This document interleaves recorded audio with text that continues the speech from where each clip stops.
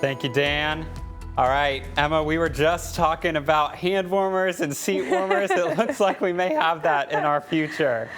I mean, we do get a really nice taste of fall. So for my fall lovers, it's going to be a really nice week ahead. I've already told them I've planned out my meals this week because we're talking temperatures in potentially for some in the upper 50s in the morning and then only hanging out in the mid to low 70s. That is a significant drop compared to where we've been this past couple of days. In fact, even today, we're looking at temperatures right along 90 degrees. So it was warm and it's going to continue to remain warm going into this afternoon. But for the most part, Renaissance Hotel Tower Came can just see a couple of cars moving on through. Not a whole lot going on. In fact, probably home relaxing on this nice Sunday morning, all part of Wade's RV Weather Camera Network. Some high cirrus clouds out there, but temperatures currently at 70 degrees with those nice northerly winds, calm 5 to 10 miles per hour.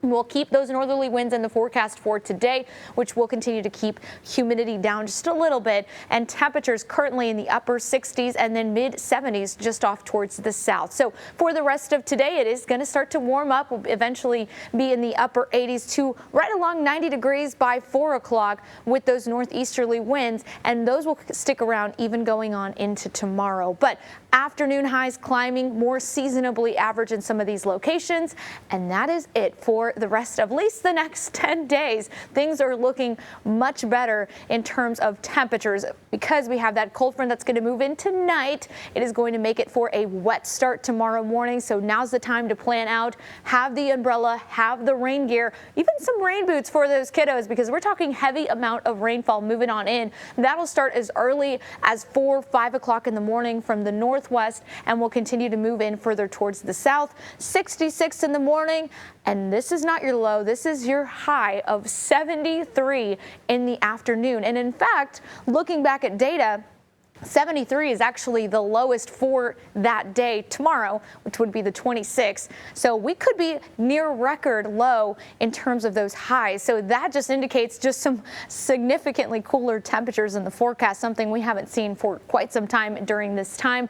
And along with that, an excessive rainfall outlook. We have a slight risk for that. So flooding is actually going to be a concern for Monday, depending on where you are. So for those kiddos waiting at the bus stop, keep that in mind. Have the rain gear tomorrow and keep it even into the afternoon. Lots of cloud coverage, and really depending on if you're dealing with all of that cloud coverage and heavy rain, your temperatures will be impacted based on that. But temperatures should only hang out in those lower 70s. We'll keep that trend. Wet conditions a little bit more scattered on Tuesday and then more isolated showers and storms Wednesday. And then Thursday, as of now, looks to be the next best chance to see more widespread rain. Along with that, flooding will remain a concern. And temperatures, look at that. Some nice 70s in the forecast, and we'll keep those 70s with overnight lows in the low 60s. But as I mentioned,